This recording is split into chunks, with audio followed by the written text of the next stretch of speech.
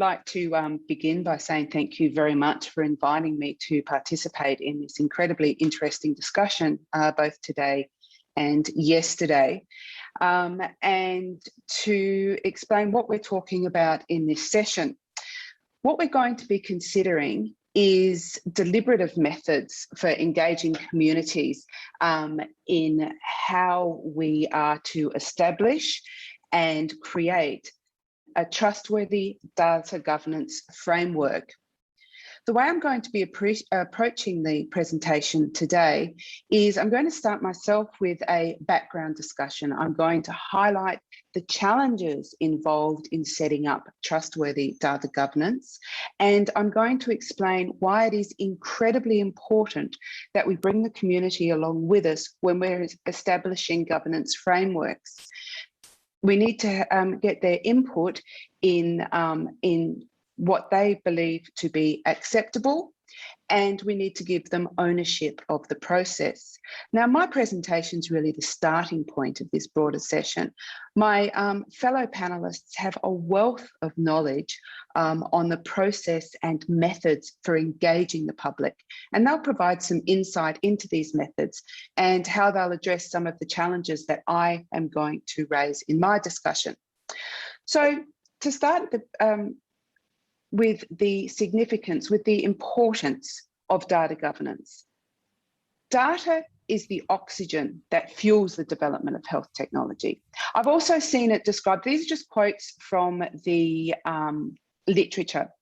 I've also seen it described as the blood in the veins of health technology, the driving force behind health technology. Now, good data management is the key, has also been described as the key conduit leading to knowledge discovery and innovation. And the expanded use of health information is an inevitable step in the information age. It's widely considered to be essential to the health system reform. So I could give you many, many quotes along these lines, but what we're talking about is the significance, the importance of not only data, but also the governance, the use, and the care and curation of data. It's a driving force behind the development of health technology. The project I'm working on at SEC, the Singapore-ETH Centre, is focusing specifically on the question of how we can ensure that this data is governed in a trustworthy manner and that we curate and care for data carefully and appropriately. Now, I'm part of the Future Health Technologies team. It's divided into 4 modules. Modules 1 to 3 are developing health technologies and interventions, and module 4 is focusing on trustworthy data governance. And indeed, Tamra is also involved in that module. As a starting point, we're having a look at the Affirm Framework, which is a systemic oversight model, and it was developed by Professor Effie Vaenya and her team at ETH Zurich. Now, I won't go into it in great detail, but it does provide a nice frame for governance of data. These are some of the core requirements that have been identified for an appropriate oversight model. You can see there, they're all listed: adaptivity, flexibility, inclusiveness, responsiveness, reflexivity, and monitoring. Now, you can just have a look at the essence of all of those, but what we're seeing here is an aspiration for a framework that is flexible and responsive and meaningful. Today's discussion is really considering point 3 there, which is inclusiveness, and that is the reaching out to all relevant stakeholders. And this is where we're talking about engaging the community. And that's the focus of this discussion. So we need to remember that data is a valuable asset to researchers and health technology developers. Significantly, access to data is growing, and other sessions have introduced the dual topics of trust and public interest, and this session draws the both of them together. We consider how they can both be supported. If care isn't taken in the collection, curation, dissemination, and use of data, then trust is damaged, and this in turn leads to broader public harms. Now, whilst health data is broadly available, it is first and foremost personal and of value to the individuals who are sharing it with the researchers or with the technology developers. And, some people could ask, and indeed some researchers have asked, if that data is completely de-identified and it can form the foundation for public good, well, what's the harm? To put it simply, when it is done without permission, without consultation, and potentially behind closed doors, if you will, then what happens is that we have a loss of public trust and a growth of suspicion. Now, there have been some high-profile failures in this regard, and I'm just going to touch on one because I think it serves as a very good cautionary tale of what can go wrong when we don't engage with the public. Now, this is out of the UK, and of course, I'm talking about the care.data. And I think the title of this particular article is really highlights one of the significant challenges or one of the significant harms that can be done when we don't engage the public. You hoped we would sleepwalk into accepting the collection of our data. Now, the subtitle of that article is Controversies Surrounding the UK Care.Data Scheme and Their Wider Relevance for Biomedical Research. This particular article analysed the comments and concerns that were raised on an NHS website and blog, which was posted after the so-called scandal broke, after the public became aware of the fact that the NHS was sharing all of their personal data. Now, just very briefly, care.data was really about some amendments to the Health and Social Care Act, and it created a body corporate which had the power to collect, collate, and provide access to medical information for all patients treated by the NHS in England. It served to trump the Data Protection Act because it allowed patient data to be used for purposes that extended beyond patient care. Now, the Data Protection Act provides that if a doctor collects data, they need to tell the patient what it is to be used for, if it is to be used for anything beyond their straightforward treatment. Now, care.data was introduced in 2013, and after great scandal and great concern from the public because they were disempowered, it was stopped in 2014. Now, this particular article highlighted some of the concerns, the 7 main concerns that were raised by the public. As you can see there, they all turn on a sense of loss of empowerment, a sense of loss of control over something deeply personal, which is their personal data. There was a lack of transparency, lack of respect. There was an opt-out scheme set up, and of course the public were justifiably, I think, cynical about that, given the way that the scheme had been introduced without their consultation. Significantly, there was an erosion of trust in both GPs and the broader healthcare system. And this is a significant problem if we access and use data in an inappropriate way, or in a way that we have not openly engaged with the public about. Then there's the wrongful appropriation of personal property. Now, there's a lot of debate out there about whether or not data is personal property. That's beyond the scope of today's discussion. But you can see what was happening is that the main concern here is that individuals believe that data is theirs, it is theirs to control, it is theirs to communicate with other people. And if it is used in a way that they do not have knowledge about or give permission for, then that gives rise to problems. Significantly here, what we've got is a disempowerment of the public, a disenfranchisement of the public. There's the consistent theme of a lack of respect.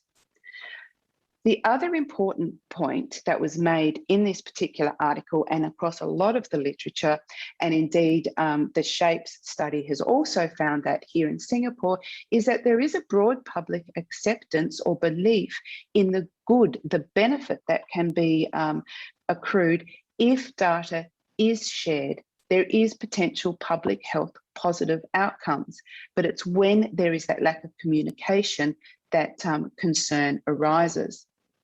Now, a really interesting postscript to this is that more recently NHS Digital introduced a new scheme. It tried to buy into that public support. It was a strategy entitled Data Saves Lives, but unfortunately, once again, there was poor communication, and as was reported by a BBC analysis, an advocacy group said the biggest issue is trust, and unless the government gets this right, they're going to collapse trust again. Unfortunately, the government didn't get it right. It was supposed to commence in July. It's now been pushed back to September, and who knows if that's going to happen.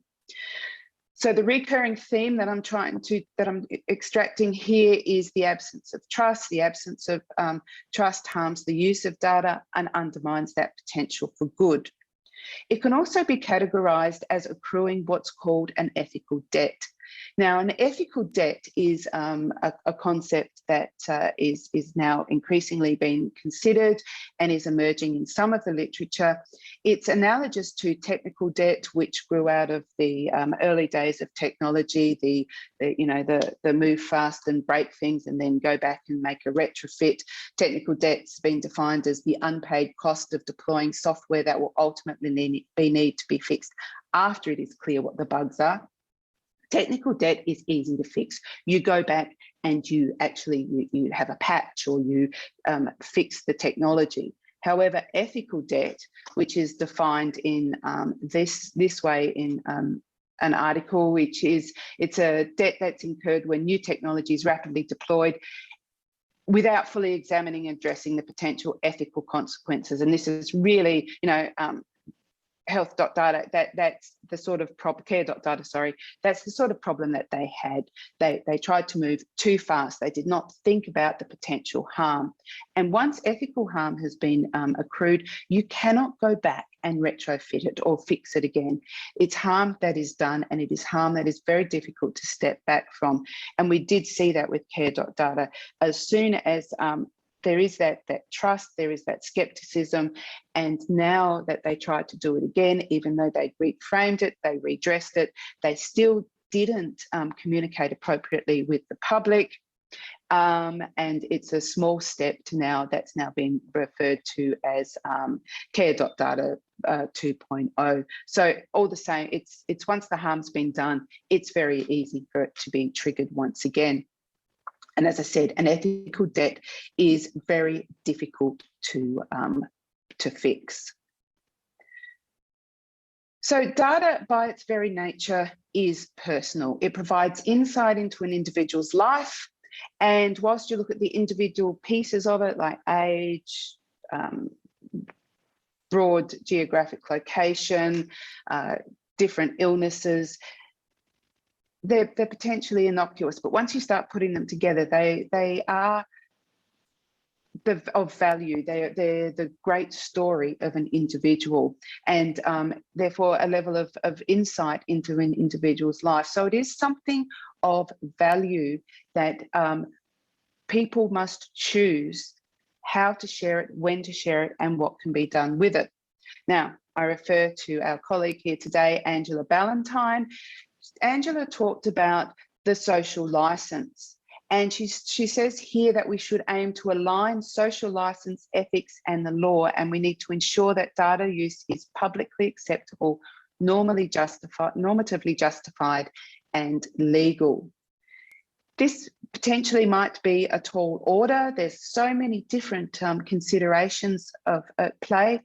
But realistically, we just need to focus on two lines of inquiry. We need to ensure that we don't accrue ethical debt.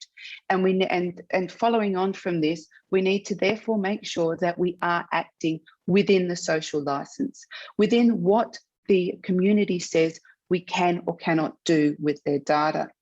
We've seen repeated themes and references to trust and communication and transparency, of sharing and of informing. Now, public deliberation can support the development of a framework that is based upon transparency and trust. It can enhance the chosen approach.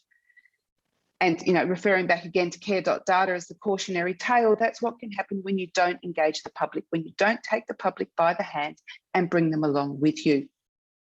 I think, therefore, it goes without saying that the participation of the public may create more representative guidelines, which in turn will establish support. So this then, it's all about that transparency. We clearly need to engage with the public. So I now turn to my panel members who really have a wealth of knowledge in modalities of public engagement, and I invite them to share some insights into how appropriate public engagement can be achieved and how trust can be fostered. Thanks for listening to me. Thank you very much, Bernadette. Excellent talk. Lots of really, really interesting material there to engage with. Okay, so how are we going to run the session for the audience is that I'm now going to, we have 4 discussants, and I'm going to invite each one of them to make comment on or any aspect of Bernadette's talk, or draw on their own experience. That is fine. I'm then going to open up the floor for questions, and there are 2 ways that you can ask your questions. As first is the little Q&A toolbox down at part of Zoom. You can pop your questions in there, and we can I can address the panel for you, or you can also raise your hand, and we can imagine that we're in a real conference room, and where you might stand up and ask that your question directly to one or more of the panel members, or to the main speaker.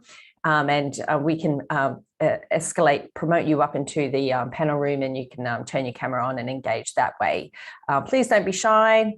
I know there's lots of people who do this type of research.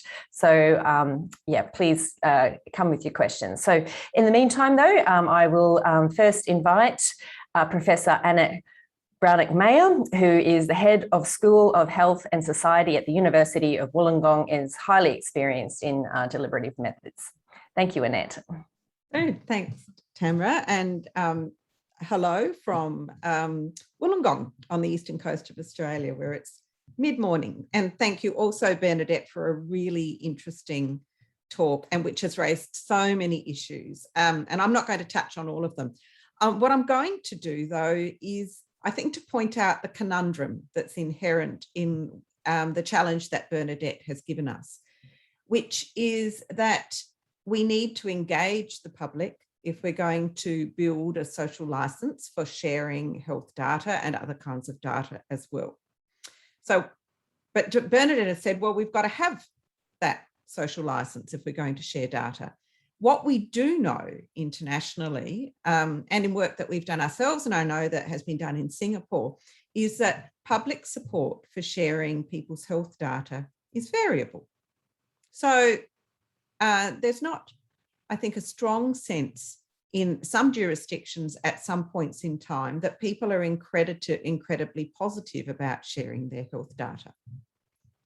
Now, there are a number of reasons for this, and if you look at studies across the world, you find a range of things. Some of them turn on people's background understanding of what you can do with health data if you're using it for social good. Questions about, well, who actually gets to use data? Questions about who the key players are in the sector. In general, people are more reticent about sharing health data with the private sector, with drug companies, with device manufacturers. And some of that sometimes reflects a lack of familiarity with exactly what it is that those sectors of the health system actually do. Sitting underneath that are a set of responses that reflect a lack of trust that the data use will actually lead to public benefit. So what do we do about that? Well, one thing we can do is to shift ourselves out of thinking about engaging the public as being something that we do to fill people up with knowledge that they can then have, and once they understand it better, they will behave themselves and will be supportive, and then we'll have a social license. If we're going to think about it that way, then we're not actually treating our publics with respect. So we've got to move to a model that treats publics as partners in engaging to understand how data can be used for public good. And in general, when you do that, and you look at studies that have used deliberative approaches to inform people about what data can be used for, and to ask them to say, what do you think would be a good way to govern this? The support for using health data increases. And adequately informed ordinary people then show us that they can craft quite sophisticated models for data sharing, and they can also provide really good insights into how we can build a social license. And I want to end by giving you just two really little examples of this. Quite a long time ago, I was involved in work where we ran some citizens' juries, which are deliberative approaches that bring groups of people together in a supportive and informed and respectful environment to talk together and to gain new knowledge rapidly, and then to use that to solve a policy problem. And in this case, the policy problem was, how do we, or is it permissible to use children's vaccination records and their hospital data to monitor for vaccine safety? And amongst the many things that our jurors came up with, they came up with really good ways about how we would tell people about this. And their best suggestion, I think, was they said, well, you just make sure that it's in the document that people carry around with them when they're taking their baby off for their vaccines. Now, it wasn't something that researchers and vaccine nurses had thought about, but it was a really obvious one. The second example that I want to give is work that I've been involved in very recently, looking at sharing with the private sector, sharing health data with the private sector. We ran some juries last year on that topic. What we found there was that both of our juries, quite independently, came up with really quite sophisticated and finely tuned models for who you would want to put on a specialist body whose job it would be to make decisions about whether data could be shared or not on behalf of the nation. And again, quite sophisticated and cleverly informed models that tell us a lot about how, I think, effectively community and publics can become involved when they are asked to do so, and how much of a difference that can make if we're going to build a social license. So could talk for hours, but I'll leave it there. All right, thank you very much for that, those insights, those comments. Annette, yeah, we've found quite similar levels of sophistication in ours, as you know. For now, I'd like to call up Associate Professor Kieran O'Doherty, who is from the Department of Psychology at the University of Guelph. I hope I've pronounced that correctly. He directs the Discourse Science and Public Research Group. Thank you very much, Tamara. And yeah, hi everyone from Canada. It's in the evening here. Thank you very much to the organizers for inviting me, and thanks to Bernadette for a really stimulating talk. So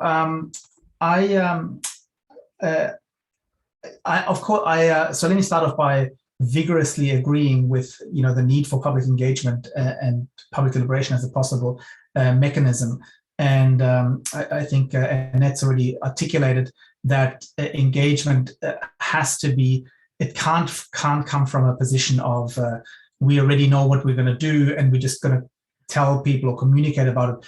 There has to be a dialogue, and the dialogue implies, or having a dialogue implies that there's an openness to changing what you're doing, questioning your own assumptions, and also realizing that you might have taken a wrong track already. And so there needs to be a real possibility for hearing from publics in terms of how we move forward on anything, but of course in data governance in particular. So I think what I'd like to do in what time I've got remaining here in my comments is I'd like to actually sort of grapple with a few conceptual issues As I said, I agree very strongly with Bernadette with the position you've taken. But there's a couple of things that I'm going to suggest a reframing for, and it has to do with what do we think public deliberation has to offer in this space. And let me start off by saying that public deliberation, even though it's become a lot more common as a kind of a tool in research ethics, it's not originally it's not originally intended to help with research ethics problems, but rather public deliberation is originally about political participation and political legitimacy. And I think the reason why I emphasize that is because when it comes to research ethics, we use a certain kind of language, or we use certain concepts that I think are perhaps not the most helpful when we think of how can public deliberation help. And in particular, I'm referring here to something that in research ethics is very important is harms. When I think of harms, I typically think of discrimination on an individual level or on a group level. I think of financial harms, and not just like individual financial harms, like not being able to get insurance or a mortgage, but also broader kind of financial harms to like in unequal societies and things like that. But Bernadette, when you describe the harms from that could occur with like a loss of trust, or when, like for example, K-dot data, the kind of things that you mentioned were loss of empowerment, disenfranchisement of publics, and lack of respect of publics. And of course, we could frame these things as harms, but I think they're probably better viewed as political issues, that there are the people who are the sources of data are not given the power, the political power to have a say in the use of those data and the consequences of the use of those data. And I think this is where public deliberation can have something very powerful to say. It's not necessarily about stopping harms, although of course that can also be part of it. But I think it's about addressing the question of who gets to say something here. Now, in the kind of political sphere, of course, deliberative democracy is not dominant as a kind of a model of governance. But for deliberative Democrats who argue for deliberative democracy, they are basing their arguments on the idea that in a democracy, people should have a say. But when it comes to science and technology, and in particular also health data and research, that's typically not the kind of mind frame that people bring to the topic. There's more of an assumption that we, the scientists, are the experts, and people should just get with the picture. So I think what we need is a reframing that this is not so much a research ethics issue. This is a political issue. There are collective resources in the form of personal data. And I think this is the key as well. They're collective resources, not individual. Like my individual, there's not a lot of value in my individual data, but there's a lot of value in the collective data. And so what we need are mechanisms like deliberation that allow for a voice in that governance. Thank you. All right, excellent comments. Thank you, Kieran. I'd now like to welcome Dr. Carol Soon, who is a Senior Research Fellow at the Institute of Policy Studies here in Singapore, and she heads up the Society and Culture Department. Thank you, Carol. Thank you, Tamra, and good morning from Singapore to everyone, and very nice to be on this panel with many experts working in the field. I found Bernadette's presentation really enlightening, particularly her advocacy for the need to engage the public on public personal data governance using the Affirm Framework. So if we look at the issue of personal data, I mean, it is one of the classic examples of what we call a wicked public policy problem, right? Because there are just simply so many views of the problem at hand, and oftentimes they're very conflicting. So for example, in the case of Singapore, as as with other governments, the Singapore government is also trying to, manage, right, the spread of the pandemic and to ease the country into living with an endemic. We have seen how people have very different attitudes towards the use of their personal data. So like what Annette said earlier, the willingness to share personal data is highly variable. So some segments feel that as long as it has anything to do with their personal data, they draw a clear line. They do not want to share it unless they're compelled by law, no matter what.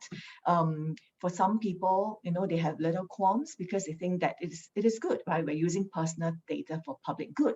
And then, of course, you have those who take a more pragmatic approach. As long as the use of my personal data gives me some personal benefits that provides me, say, with greater personal freedoms, sure, why not, right? As long as I benefit from it. And of course, you have a large segment of the society who are either in the middle ground or very, very ambivalent.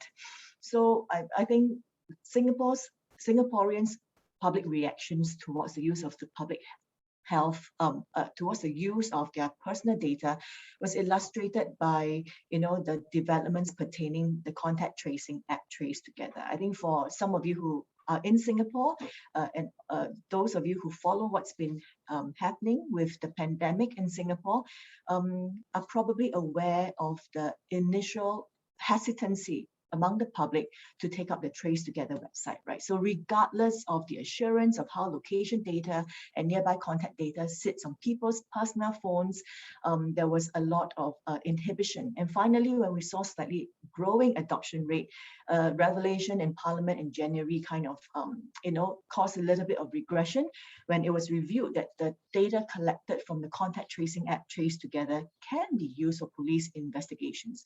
So we saw a little bit of we saw a fair bit of public backlash, right? I mean, Bernadette talked about the care.data case study. I think in our case, clearly, the Trace Together debacle illustrated the potential pitfalls and consequences, but the government was quite quick to act on that. So I think this whole issue really does illustrate what I call a little perfect storm. The speed at which a catastrophe like the pandemic is developing and the speed at which public health measures had to evolve, coupled that with the instinctive distrust among certain segments of the society pertaining to any authorities' use of their personal data, and of course, blind spots on the part of the government, as well as the highly technical issue of the nature of the issue. So I think this case and what Bernadette talked about clearly suggests that we need to take a step back and to adopt a bigger picture and more proactive approach, right? One that requires authorities and governments to engage with people on the governance of personal health data, preferably decision making on a set of principles, right, that can essentially guide the design and application of different types of innovations so that policymakers would not be caught off guard and they can achieve the desired policy outcomes. I have seen how the use of public deliberative methods have a profound effect on not just what Kieran mentioned, political legitimacy, but also on the level of individuals. I've done work with different ministries in the past couple of years on citizens' jury, also called citizens' panels and citizens' assemblies. And through pre and post tests, we observe very positive and promising impact on citizens in terms of their greater understanding of the intricacies and complexities of the policy-making process, in terms of how they view themselves as productive citizens of a society, people who can actually contribute to solutioning of a policy problem, and an increase in their efficacy.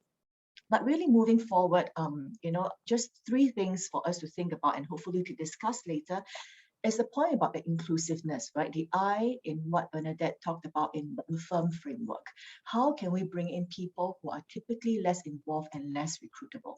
And number two, very important, is when we talk about public engagement, how can we sustain public engagement, right? Clearly, we need to look, and that will help us respond maybe to the adaptivity, the A part of the Affirm Framework.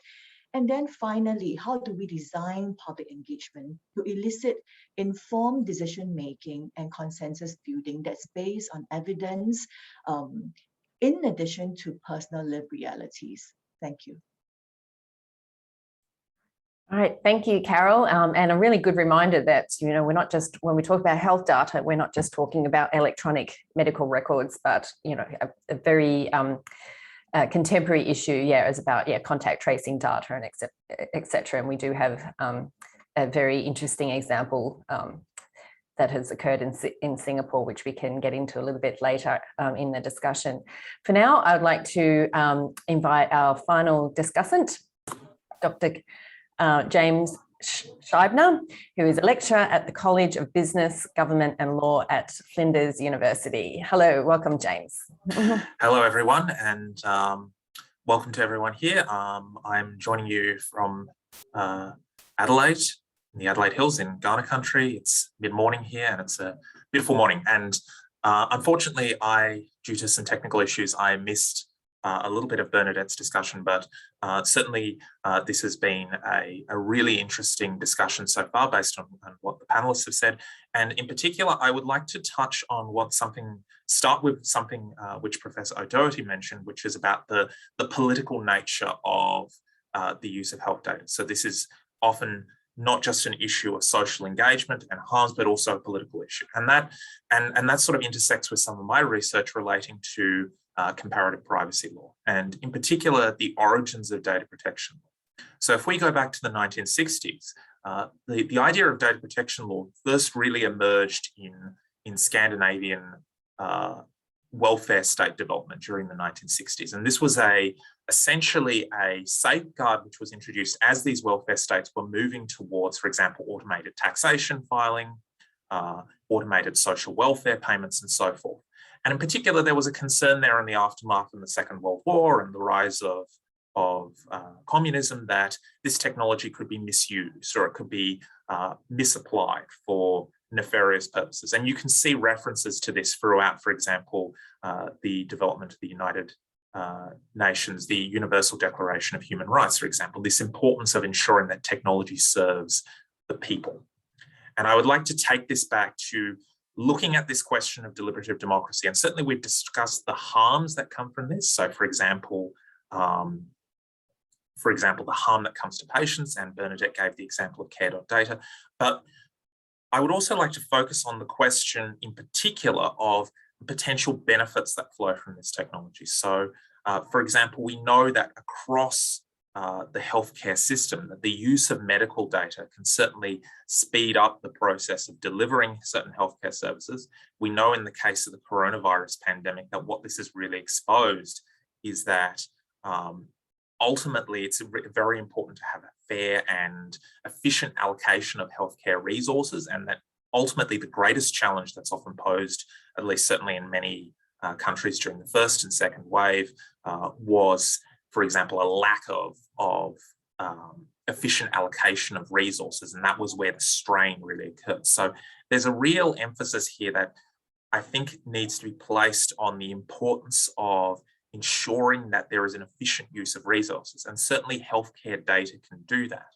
So therefore, as much as there's a challenge of avoiding the potential harms to patients, and not just patients as well. For example, we know from our empirical research that a key factor, which is often regarded as a point of resistance for the introduction of healthcare records in hospitals, in doctor surgeries, is resistance from staff. That this is not a labour-saving initiative, that this actually increases their workload.